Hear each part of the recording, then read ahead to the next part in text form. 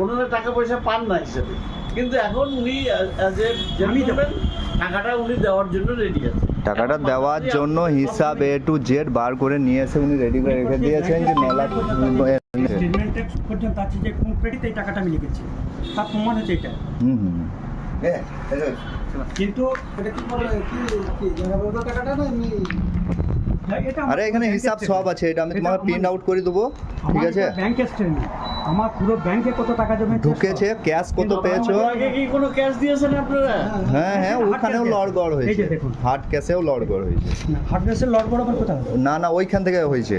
এটা এই যে হার্ড ক্যাশ দিয়েছে ওর বাবা 50,000 টাকা, আর ওদের ওই বাইনা নামার সময় নাকি আমার ভাইকে 1 লাখ টাকা দিয়েছিল, সেটা এই এই যে 50 ওরা 25,000 এটা দিয়েছিল, আর 10,000 84,500, আর এই বাকিটা 1 লাখ টাকা করতে গেলে 15,500 হয়, সেই টাকাটা দিয়ে আমি 1 লাখ টাকা পুঁজি দিয়েছি।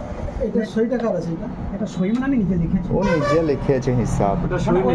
এটা হচ্ছে হার্ড ক্যাশ 84,500, আর এই 15,000। চলো, আমি সই তো নেই।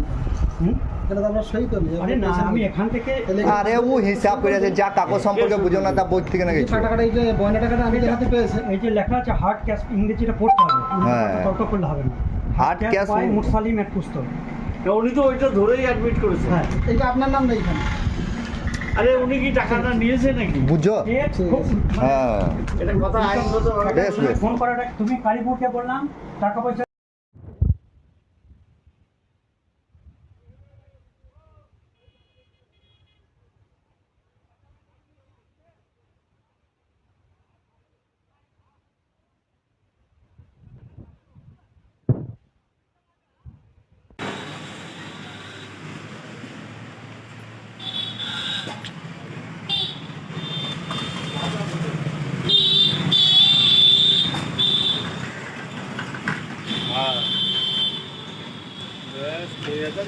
পরে করবো।